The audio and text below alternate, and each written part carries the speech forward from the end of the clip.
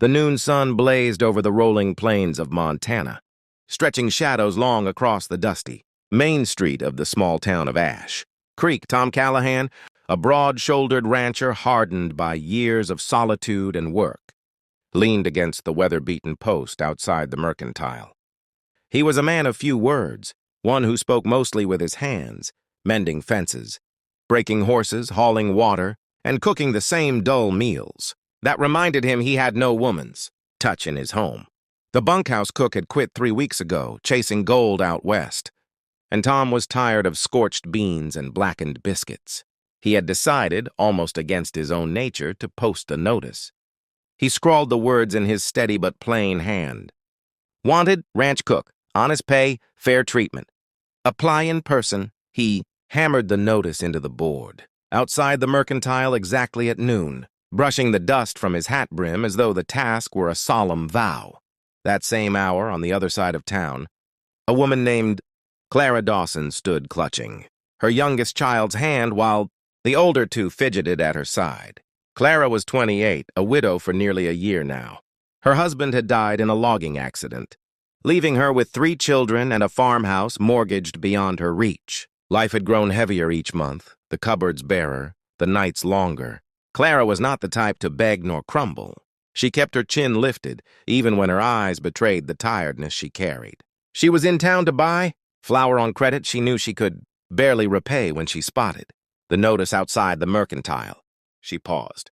A ranch cook. Honest pay. Her heart thumped. Could this be Providence? She knew ranch work would be hard, the kind of life demanding dawn to dusk, but it offered shelter and food for her little ones, maybe even a fresh start. She read the words again and again, until the letters seemed to burn themselves into her memory. When she entered the mercantile, Tom was still there, leaning against a barrel of nails, nodding to the shopkeeper. He caught sight of her only when she stepped forward, her children trailing uncertainly behind. Clara's eyes met his, steady and unflinching, though there was a quiet storm behind them, a mix of desperation and pride. "Sir," she began, her voice calm but carrying a weight, "I saw your notice. I can cook. I can clean. I can keep your ranch kitchen running, and I'll work harder than most. But I'll need to bring my children. They've nowhere else to go." Tom studied her, his jaw tightening. He hadn't expected a woman to answer, let alone one with children. Ranch life was no place for youngsters, with its rough hands, long hours, and dangers from storms and wild stock. Yet something about Clara's resolve stopped him from dismissing her outright. She wasn't pleading. She was declaring her worth as though daring him to say no. The mercantile grew quiet. The shopkeeper, old Mr. Reynolds, raised his brows, waiting to see what Tom would say. Tom cleared his throat, his voice low and firm. "It's hard living out there. Early mornings, long days, not much room for softness. You sure you're up for it?" Clara drew herself taller, her children pressing closer against her skirts. "I've buried a husband, plowed fields with my own hands, and kept 3 children fed with less than most women spend on ribbon. If that's not hard living, then I don't know what is." "Yes, I'm sure." Silence stretched, then a faint crack of something, almost like a smile tugged at the corner of Tom's mouth. "All right, Mrs. Dawson, you and your children can come out tomorrow morning. We'll see if you fit the place." That night, Clara lay awake in her little farmhouse, staring at the cracked ceiling. Hope warred with fear. Was she doing right by her children, dragging them out to a ranch run by strangers? Or was this the only chance left for them to start again? She turned and looked at the 3 sleeping forms beside her, their breaths even and trusting. A prayer rose unspoken on her lips, that this decision would bring not just survival, but maybe a future. And so, as dawn broke across the wide Montana sky, Clara Dawson loaded a small wagon with their few belongings and headed toward Tom Callahan's ranch, unaware that the notice posted at noon would set in motion not just a new job, but a story neither of them expected. The Callahan ranch sprawled over miles of golden grassland, fenced in with weathered posts and stretching to the horizon where the mountains touched the sky.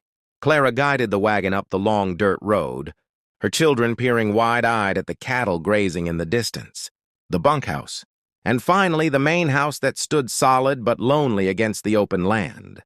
Tom emerged from the barn, wiping his hands on a rag, his face unreadable as he approached. He looked at the wagon, the patched clothing, the children clinging shyly to their mother's skirts. For a moment, doubt pricked him. But Clara's steady gaze met his, and he nodded. "Kitchen's through there," he said simply, gesturing to the house. Inside, Clara found the kitchen in disarray, dirty pans piled high, shelves bare except for beans, flour, and salt pork. It was clear Tom had been living on little more than survival. She rolled up her sleeves without hesitation, setting her children to small tasks, wiping, sweeping, fetching water. The room filled with the clatter of pans, the scrape of broom bristles, and soon the scent of bread rising in the oven, stew simmering over the fire. When the ranch hands came in from their work, they stopped short, the air heavy with the smell of real food. Tom himself sat at the table, his eyes narrowing, in surprise as Clara laid down plates full of hearty stew and thick slices of warm bread. The men ate like they hadn't in months, their laughter echoing through the house. Tom didn't say much, but when he caught Clara's eye across the table, there was something there, respect, maybe even a hint of gratitude. Days turned into weeks. Clara worked tirelessly, but the ranch became warmer under her hand. The children thrived, finding corners to play and helping in small ways. Tom found himself listening for their laughter, surprised by how it softened the edges of his long, silent days. Clara was no fragile flower. She carried herself with strength and grit. Yet there were moments when Tom caught her looking out across the fields with a softness that stirred something deep inside him. He'd hired a cook, but he'd gained more than that. He'd gained a family's presence, something he hadn't known he was missing. Still, shadows lingered. One evening, a storm rolled across the plains, tearing down part of the fence. Tom rushed out with his men, fighting the wind and rain to keep the cattle from breaking free. When he returned, soaked and weary, he found Clara waiting at the door with a lantern. She looked at him, her face pale but steady, and for the first time he realized that he didn't want her and the children to ever leave. Yet neither spoke of it. Pride and uncertainty held the words back. As weeks became months, the kitchen fire was no longer just a place of meals. It became the heart of something new.